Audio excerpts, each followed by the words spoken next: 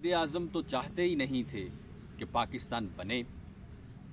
जब उन्होंने कांग्रेस को ज्वाइन किया 1906 में, तो उनका एक ही मकसद था कि मुसलमानों और हिंदुओं की बका के लिए काम किया जाए।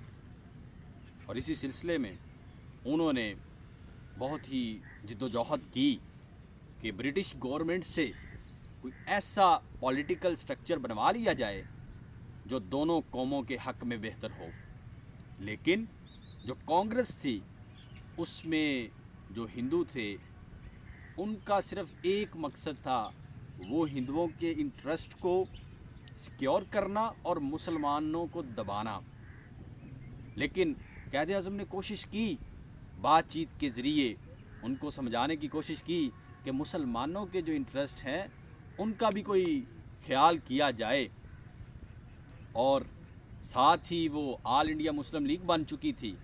आपने फिर ऑल इंडिया मुस्लिम लीग को भी 1913 में ज्वाइन कर लिया, ताकि जो मुसलमानों की नुमाइंदा जमात है उसके लिए भी कोई काम किया जाए। फिर आपने अपनी कोशिश, भरपूर कोशिश की कि मुसलमानों और हिंदुओं के दरमियान अगर कोई गलत फहमी है या कोई इख्तलाफ है तो उसको ब्रिज किया जाए, उसको दूर किया जाए। आप एक ही वक्त में कांग्रेस और ऑल इंडिया मुस्लिम लीग दोनों के मेंबर थे, लेकिन वक्त गुजरने के साथ साथ हिंदुओं के मुतअस्सबाना रवैये की वजह से आपने फिर कांग्रेस को खैरबाद कह दिया हमेशा के लिए, और ऑल इंडिया मुस्लिम लीग का परमानेंट आप हिस्सा बन गए।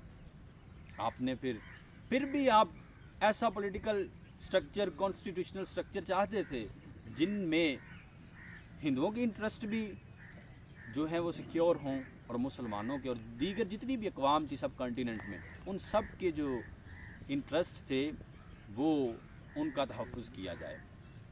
लेकिन बार बार हिंदुओं की जो हट धर्मी थी कि मुसलमानों को ही हमने दबाना है और हर लिहाज से इनको दबाना है, वो फिर ऐसे ऐसे पॉलिटिकल स्ट्रक्चर को प्रपोज़ करते थे कि जिसमें ना सिर्फ मुसलमानों बल्कि दीगर अक़वाम को भी वो नीचा दिखाना चाहते थे।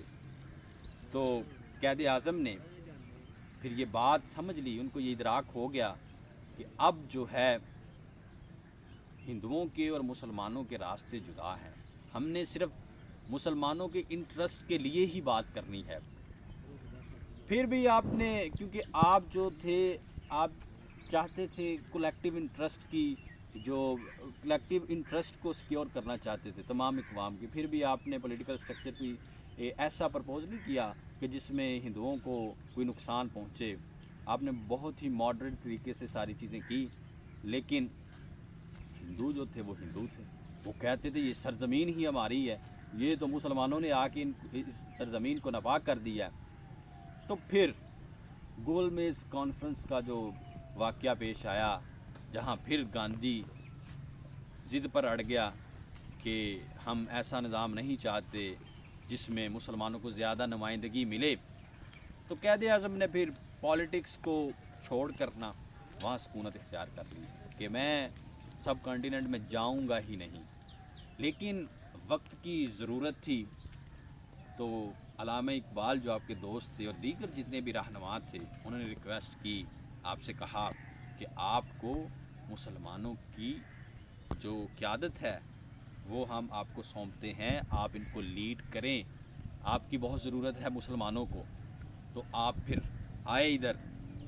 तो अल्टीमेटली 1940 को 23 मार्च 1940 को आपने करारदाद पेश की, करारदाद लाहौर, और उसे करारदाद पाकिस्तान भी कहा जाता है, कि सब कॉन्टिनेंट में जहाँ कहीं भी मुस्लिम मेजॉरिटी है, जिस सूबे में मुस्लिम मेजॉरिटी है उसको अलहदा कर दिया जाए और उन सब को मिलाकर एक आज़ाद रियासत बना दी जाए।